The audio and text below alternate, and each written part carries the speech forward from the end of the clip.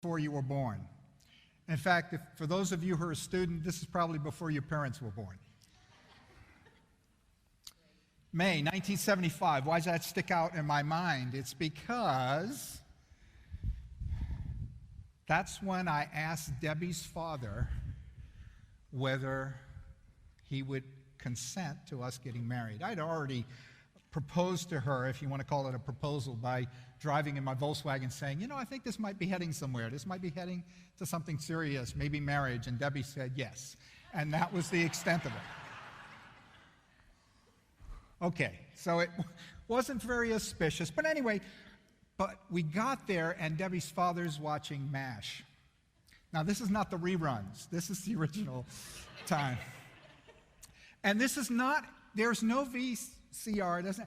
If you miss MASH, you miss it forever. I mean, until it comes back in reruns. So he's watching MASH, a favorite show. And so Debbie and I get there, and then we just sit in the living room.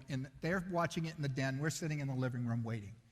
I know a commercial's not long enough for this message. So we wait until it's over because we didn't dare interrupt. Now, it went reasonably well, even though they were middle class and I was clearly not middle class. I was kind of, I had a great family, but we were the family with the cars in the driveway that didn't have the wheels on it. He swallowed hard. It was his oldest daughter. He didn't understand me, didn't understand this whole religious thing going on in my life, but he said yes. We didn't dare interrupt, but Jesus had no problem interrupting. He had a sense of urgency about what he was doing. He wasn't going to wait for MASH to be over. He didn't hesitate to interrupt the lives of others, to invite them to join him. In fact, we see in this story that Jesus interrupts Simon 3 times. We're going to be in the chapter 5 of the book of Luke, and we're going to see Jesus interrupt again and again. Each time he confronts life as usual for Simon, and each time Simon has a challenge to respond. Turns out that Jesus has the right to interrupt our lives. And if you're serious about Jesus, you better get serious about that. Let's read chapter 5 of the book of Luke. It's going to be on the screen. One day as Jesus was standing by the lake of Gennesaret, the people were crowding around him and listening to the word of God. He saw at the water's edge 2 boats left there by the fishermen who were washing their nets. He got into one of the boats, the one belonging to Simon, and asked him to put out a little from shore. Then he sat down and taught the people from the boat.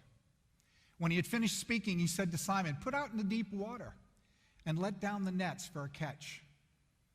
Simon answered, "Master, we've worked hard all day and haven't caught anything, but because you say so, I'll let down the nets." When they had done so, they caught such a large number of fish that their nets began to break, so they signaled their partners in the other boat to come and help them, and they came and filled both boats so full that they began to sink. When Simon Peter saw this, he fell at Jesus' knees and said, "Go away from me, Lord, I'm a sinful man." For he and all his companions were astonished at the catch of fish they had taken, and so were James and John, the sons of Zebedee, Simon's partners. Then Jesus said to Simon, "Don't be afraid. From now on, you will fish for people." So they pulled their boats up on shore, left everything, and followed him. The day began normal enough for Simon. Now, we've got to remember that Simon is Peter. He's one of the disciples whose name changes because of his relationship to Jesus. He's had a long night. He's worked hard, did everything he knew to catch some fish, picked the best spot, picked the best time, made sure their nets were mended and cleaned. He had strength, he had health, he had experience, but he caught nothing. kind of like a salesman on commission. You can have a day or two where you have nothing to show for it, but have too many, and your life suffers. And so Simon might just be a little depressed about this. He's done this 1,000 times. He's cleaning up, and he's ready to go home soon. And maybe he'll walk over and hear Jesus, since Jesus is right in this cove teaching. And he's heard Jesus before. In fact, he has a direct relationship with him. Jesus has visited his house and has done a healing in his house. But before he can get up and go over to Jesus, before he's done even, Jesus comes. He sits down in his boat. Peter's over there mending a net, and Jesus sits in the boat. He interrupts, and he says, Simon, I want to use your boat as a pulpit. Can you stop what you're doing? Take me a few feet offshore so that I can teach this growing crowd. It's a smart move on Jesus' part, because there are lots of little coves there on the Lake of Galilee. Gennesaret is another name for the Lake of Galilee. Little natural amphitheaters, and his voice can be heard well if he just gets out a little bit on the water. He gets away from the crowd. So Jesus interrupts their normal ritual, their net cleaning ritual, because Jesus has the right to interrupt our lives. And that's the first response in this passage to Jesus on Simon's part. He's willing to help Jesus out. It puts him out a little bit, but it's only a one-time thing. Jesus is interesting, and maybe it'll be kind of good to help him out. Makes him feel good. So that's sometimes our first response to Jesus, is helping Jesus out. That's where some of us might be on our spiritual journey right now. We have some interest in spiritual things. We check out Jesus, maybe even check out a church. And then while we hear about the Assistance Center of Towson Churches, ACTC, and they're doing a can collection. And so, hey, maybe I'll give a little bit to that, or maybe I'll buy a few extra things when I go to the grocery. We have a clothing drive. Okay, clearing out my closet, that's something probably need to do every 2.5 months. So let's do that. Maybe I can help out a little bit. Give a one-time gift. Serve in a one-day event. Might even earn some community action points. And it makes me feel good. That is good stuff. There's nothing wrong with that. And if that's where you are, that's great. That's where Simon Peter is at this point of the passage. That's where he is. Life as usual, plus a little bit to help Jesus out. But here's the important part of this passage. It goes on. Life goes on for Simon Peter. And it's going to change. And it will for you as well. So Jesus teaches, and I assume that Simon probably enjoys it. Nothing is said about what Jesus teaches that day, because that's not the focus of this passage. Luke is focusing our attention on this interaction between Jesus and particularly Simon Peter. When the teaching is over, Jesus begins to talk to Simon about fishing. Put your nets out in the deep water for a catch. Jesus is interrupting again, because Jesus has the right to interrupt our lives. Now, you've got to understand, he's taking a long day and making it even longer. Peter would have been home hours ago. If he puts his nets out again, he not only has to fish, but then he has to bring the nets in and clean them again. And he's meddling with something that Simon knows a lot about. Now, hold on, Jesus. I know fishing. It's my job. I've had a bad night, and days are always worse. No one's going fishing right now because it doesn't work. That went through his mind in an instant.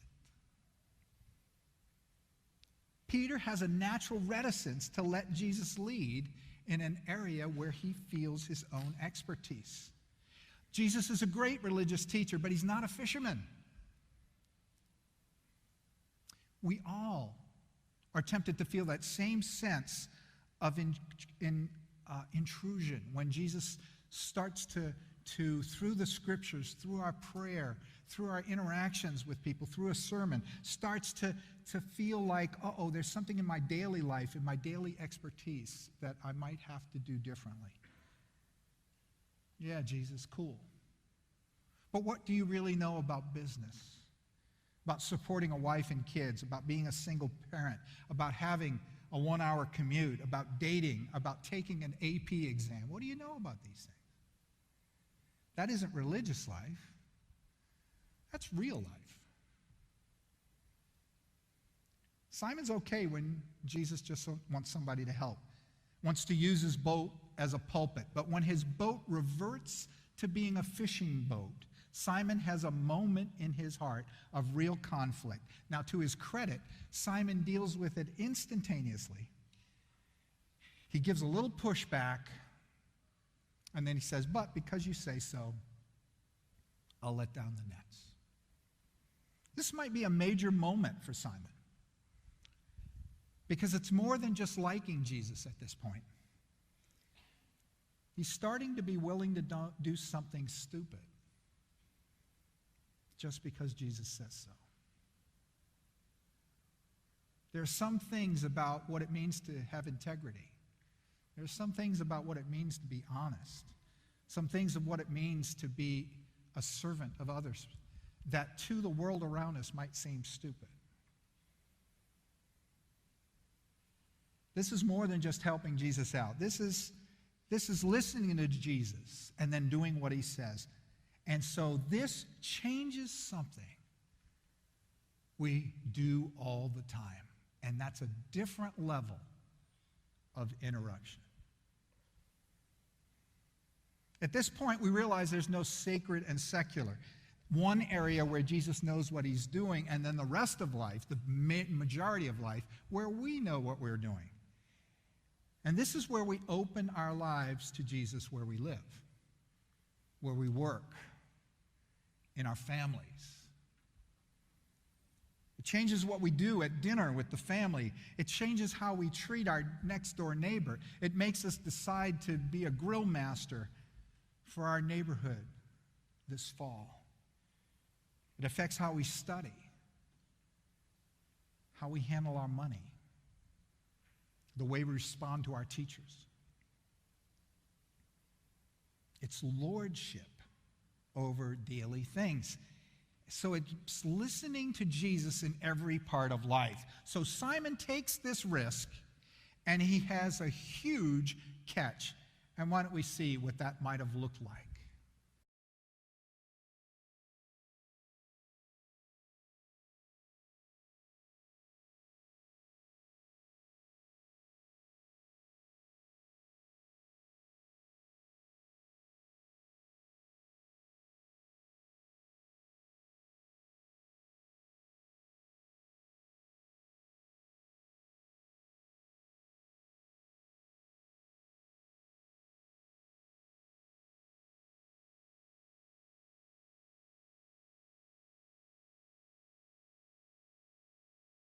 Doing it Jesus' way brought great blessing, even in the physical realm, right in the center of Simon's livelihood.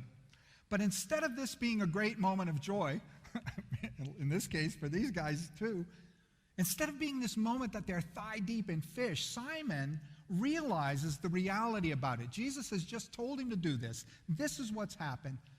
This is an amazing blessing, but what hits Peter is the spirituality behind it, that Peter is not in control of his life. Do you understand that? That you are ultimately not in control? Even without believing in God, you're not in control. So it's sort of an amazing falsehood.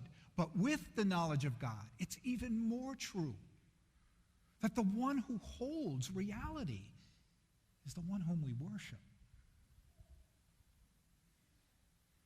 Peter is in the presence of the one who controls creation, who can call the fish together.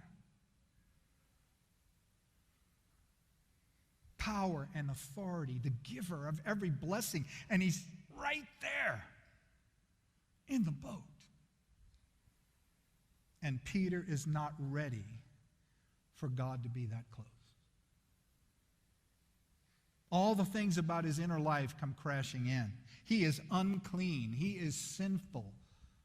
And this is a natural result. This is what happens to Isaiah when he's given a vision of the throne room of God.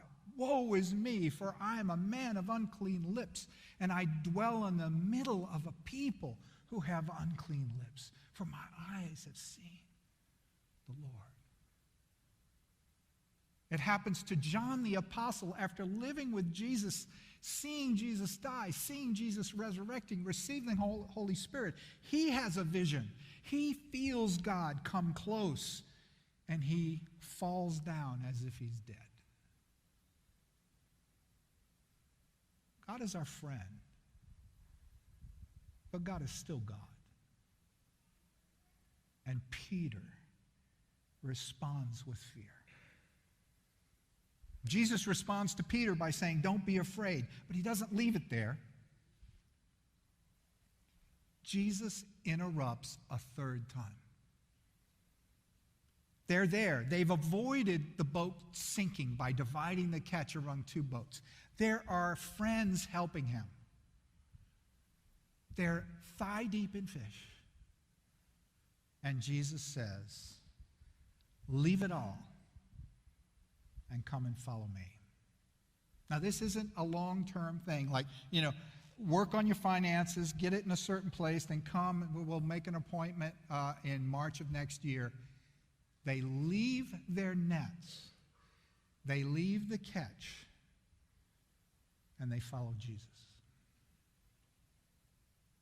Jesus realigns the very center of Simon's life. From now on, you will catch men. This is the third way he interrupts.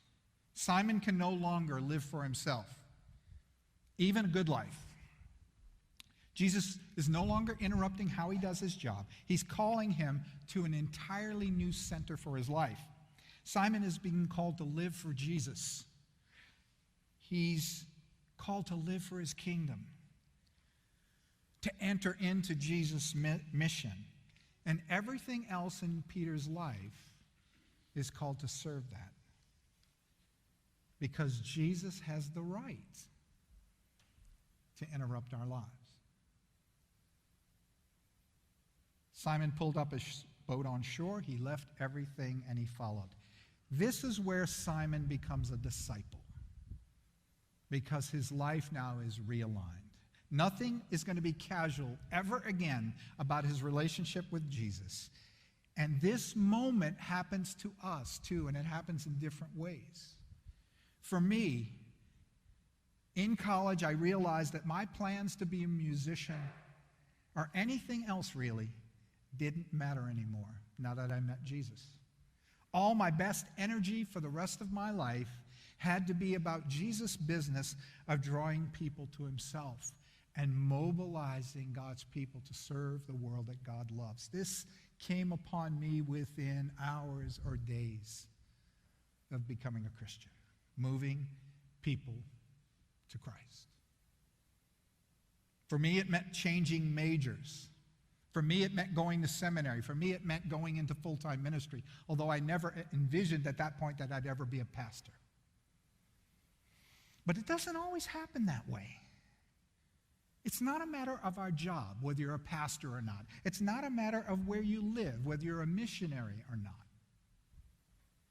It's a matter of the heart. It's putting Jesus first, no matter what we do. It's a lifestyle where we take seriously the three questions we talk about, our discipleship questions. How are you spending time with Jesus? How are you connecting deeply with other Christians? How are you blessing your neighbors? This invitation of Jesus invites him to all three of these things. He is building a community. They will be with him to listen to him. And that community has a mission to serve the world. This is that moment for Peter to buy in to that sort of lifestyle. And that isn't a matter of being a pastor or a missionary or being in full-time Christian work. It's a matter of being a disciple, a learner, a follower of Jesus, a person who's asking the right questions honestly in their lives and responding to the voice of the Lord. I think of Christ's disciple David in Baton Rouge. He was an engineer who moved into the arts community neighborhood of Baton Rouge.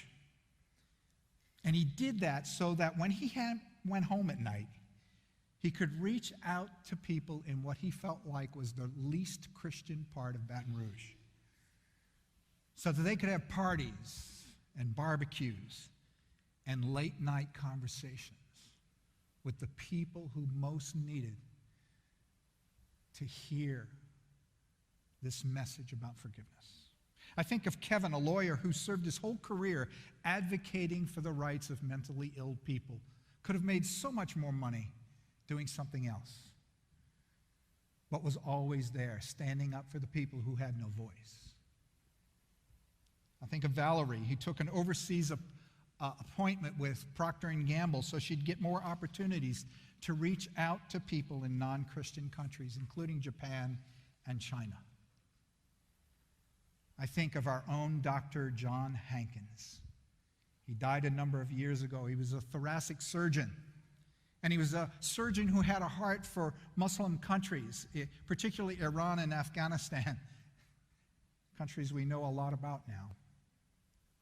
And he was operating in Afghanistan as a volunteer with Taliban bombs hitting the hospital where he's operating. Patients are being moved out of the hospital so that they would be safe. And John stands there in the operating room continuing to operate. And several Muslim doctors became Christians that night because of his testimony of the way he lived his life. It looks different in different lives, but none of these patterns of life are life as usual, because all have been informed by spending time with Jesus and listening to what he says about his mission. A call to discipleship begins with Jesus' interruption of life as usual. Throw away any idea of what it means to be a disciple that doesn't involve Jesus interrupting, because he's going to do it again and again. Even when you're doing religious stuff, in the face of some unexpected person, Jesus just might interrupt. And that's because Jesus has the right to interrupt our lives. And it's not just because he's so powerful that we must, although he is powerful. It's because Jesus interrupted his own life. He did not consider equality with God something to be grasped, but emptied himself, took on our flesh, took on the role of a servant, went to the cross to interrupt the power of sin in our lives and to wrap us into the love of God. That's why he has the right. Jesus still interrupts lives. The stakes are high. But the love behind the interruptions is real. It's proven love. And it will be sufficient.